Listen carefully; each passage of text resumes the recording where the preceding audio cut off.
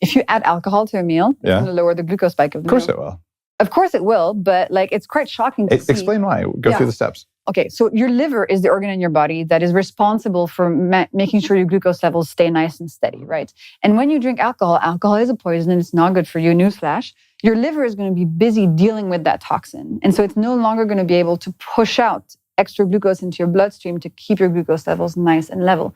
And so on the glucose monitor, you might see, hey, if I add 3 glasses of wine or 3 shots of tequila to this bowl of pasta, the glucose spike is so much smaller. But that's not a good way to reduce your glucose spikes. That's a terrible way to reduce your glucose spikes. And you'll preferentially burn the alcohol calories before all the other ones, which is going to change the slope of the curve, right? But then you have to pay for the alcohol. Okay. Totally. Do you drink? No, I don't drink, actually. So I love this. One thing that I'm Do you drink? It's one of those things where maybe twice a year I'll have something. It's not worth it. But what I'm finding that's actually really exciting is that all of my friends in their, I would say like mid-30s, I have a big group in Austin I hang out with. Yeah. And either they drink a little bit or they don't drink at all. And for me, oh my God, we drank all the damn time. It was so the alcohol industry is making so much money. Yeah. Selling you this product that quote unquote helps is very important in your social life. It's BS. It's marketing. It's a poison. You know, you have to be conscious about these things and not make it automatic.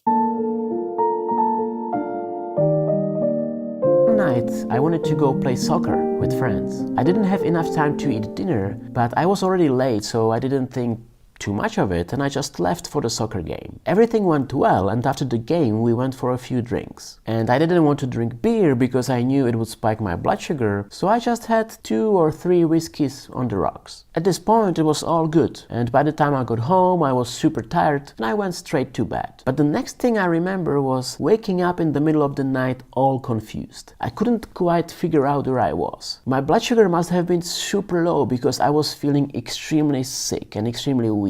But I didn't have enough energy in me to make myself get up and eat or drink something sweet to bring my blood sugar up. I just couldn't move. I was basically paralyzed, lying on my bed, feeling sick and not being able to move or think clearly. The only thing I managed to do using literally all the energy I had in me was wake up my girlfriend at the time who was sleeping next to me. I managed to say only a few words to her, but I remember these words until today.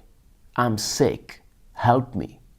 I'm sick. I was repeating that over and over again. She managed to bring me a couple of juice boxes and luckily this helped me recover. But my blood sugar during that night was as low as 38 milligrams per deciliter, which is extremely low and very dangerous. She literally saved my life by bringing me those juice boxes that I could drink. Now the reason why I'm sharing this story is that what caused that severe low blood sugar event most likely was the alcohol that I drank the night before. And to confirm this theory, I ran an experiment. I compared my blood sugar during nights when I didn't drink any alcohol and during nights after drinking. Here you can see how my average blood sugar graph looked on those nights without alcohol. And here you can see how it looks on those nights with alcohol. We can clearly tell that alcohol starts bringing my blood sugar down in the middle of the night and the drop continues into early morning. The thing is, there is one organ in our body that is programmed to protect us from these kinds of low blood sugar events. It's liver. Whenever our blood sugar starts dropping too low,